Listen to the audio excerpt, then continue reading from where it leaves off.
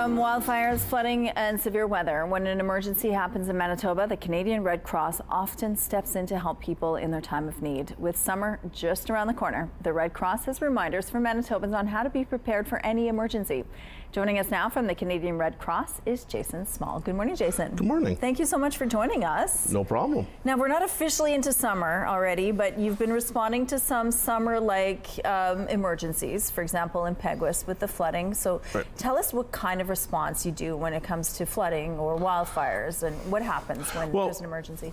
Yeah, well, we work with governments on, providing whatever is needed. So in past years, we've done things like evacuations, helping communities, putting people up in hotels and supporting people as long as they need to when they're out of their homes. So it's a lot of it's things like that. It's whatever is needed that we can provide, especially to fill gaps. We also help people, individual people, maybe we've gone through house fires or apartment fires, and we can put them up for 3 days and provide support that way.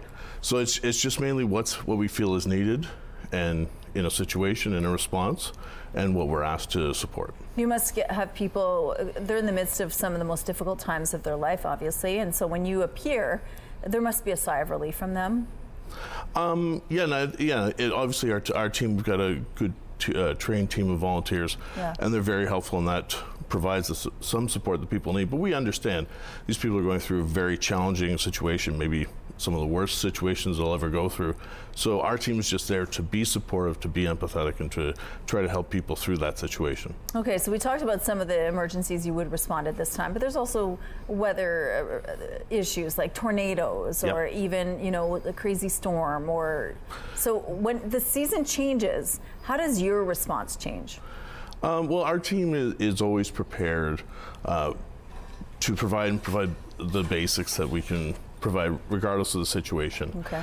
People talk about a response season, and yet summer we've got wildfires, floods, potential for tornadoes, but we've been responding year-round. We had a power outage earlier this year. We've had flooding, so the time of year doesn't really matter. There's always something, and our team is always prepared as best they can to support those situations. Your team is prepared, but you're recommending people at home be prepared ahead of time. You want them to think about if there is an emergency coming, they should have a plan in place. What is an emergency plan? What does it look like? The big thing with an emergency plan, and people can find out more by going to our website, redcross.ca/ready. We have plan templates in 10 different languages there.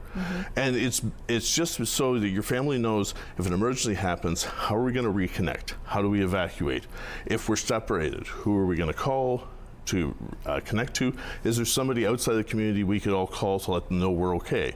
Little things like that, and just the things in the house that are available, plus where do we find the emergency kit? Who takes that?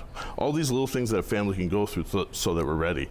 We always say that at a time when there's not a response is the best time for you to prepare, to make that plan, and to make that kit. And the emergency kit is also something that you should have. You have an emergency kit here with you. What typically should you have in your kit? It should have some basics: water, non-perishable food items, things like a radio, and maybe a can opener if you have canned food. Okay. Important documents for your family.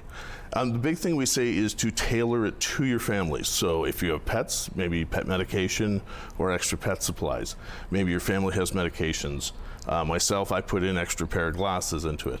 So things to think that your family's going to want, or certain food or certain activities for children. It's just these things to think about for, usually we say up to 72 hours, and then for people in more remote areas, maybe think 7 to 10 days. And if you have an extra suitcase with wheels, it's a great way to pack an emergency kit. It's easy to transport. It's ready for you wherever you store it, and you're ready to go. Jason, thank you so much for sharing this with us. If you want more info, we have a link on our website. Thank you. Thank you.